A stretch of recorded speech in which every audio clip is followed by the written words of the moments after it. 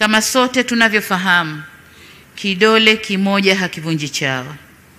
Ni dhahiri kuwa yote yaliyoelezwa na ambayo wananchi wanaendelea kuyashuhudia kwenye maeneo yao yamechangiwa na utekelezaji wa majukumu ya kikatiba ya Bunge la Jamhuri ya Muungano wa Tanzania kwa mujibu wa ibara 63(2) ya katiba yetu ya Tanzania inayolitaka Bunge kusimamia na kuishauri serikali kwa niaba ya wananchi.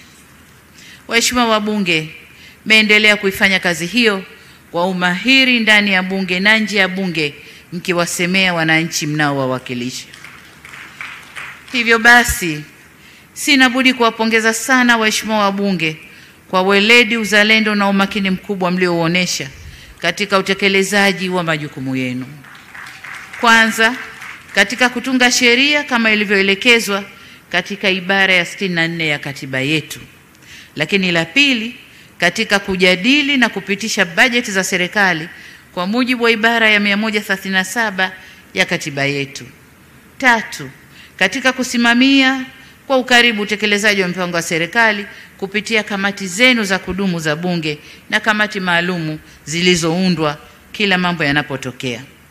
Hakika, kwa namna ya kipekee ninawashukuru kwa namna ambavyo mmeweza kuisimamia serikali. Nimeona mijadala yenu yenye hoja, mashiko na yenye kutanguliza maslahi kwa taifa na wananchi mbele. Mara zote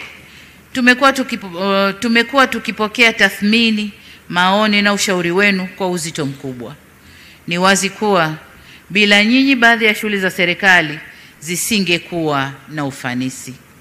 Kung'ara serikali inakong'ara leo kunatokana na kazi muhimu mliofanya, lakini na umuhimu mlioipa serikali kwenye utekelezaji wa shughuli zake.